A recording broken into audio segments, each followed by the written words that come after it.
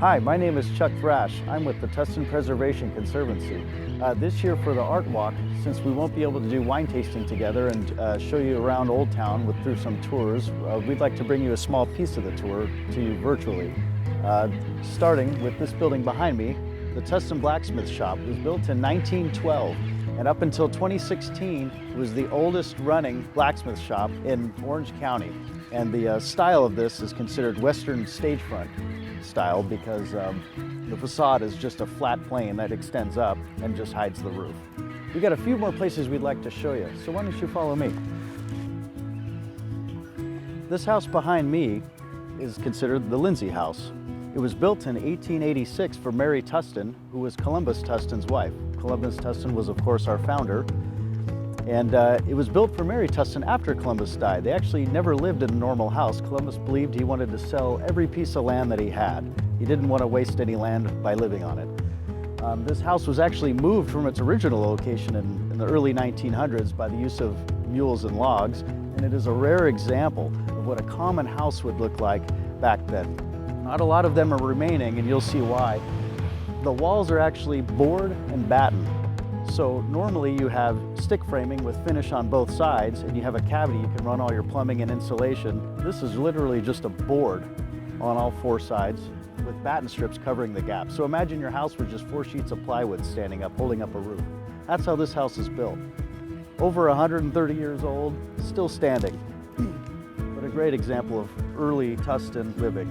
Now in the 40s, Ralph Lindsay was the chief of the fire department in Tustin, and back then it was all volunteer. So if there was a fire and an incident that the fire department needed to respond to, a call would go to this house, and Ralph Lindsay would run across the street and ring a bell calling all the volunteer firefighters to join up and help fight the fire.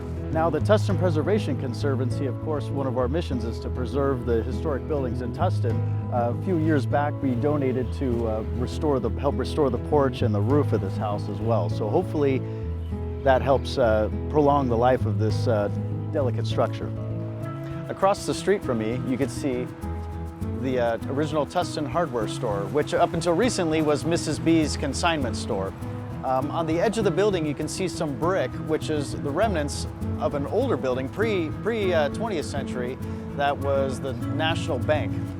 That building had to later be torn down because it was deemed earthquake unsafe. It had tall parapets and turrets, and they fell over in an earthquake. They tried to retrofit it, but being unreinforced masonry, it had to be torn down, unfortunately, in the 50s.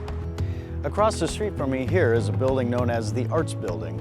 You probably know it as Rudabagor's Restaurant, which has been here since the early 70s, but originally it was a dry goods store up until about 1931. The building was actually built by Sam Tustin, who was the son of our city's founder, Columbus Tustin. You'll notice that the architecture is Greek colonial revival. You'll notice the Doric columns with the Ionic capitals and the frieze across the top. It's a very Greek reference there. And the leaded glass windows above the storefront are original and very nice up close. The windows on the side, the half circle windows, those are also original. And when it was a dry goods store, the owner used to fumigate it every night with cyanide. Back then they used cyanide. And 2 people tried to rob the store in the middle of the night, and in the next morning he found them halfway in the window in not so good a shape. This building is one of 4 buildings in Tustin on the National Register of Historic Places.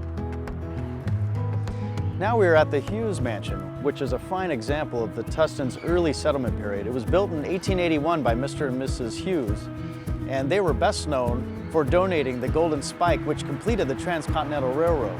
The architecture is Victorian Italianate, which you'll notice the second story is slightly different. It's more of a colonial revival. It was drastically modified in the 20s, but the renovations were still so old and so historic that just a few years ago, the house was actually listed on the National Registry of Historic Places. So this is another one of the 4 structures in Tustin on the National Registry.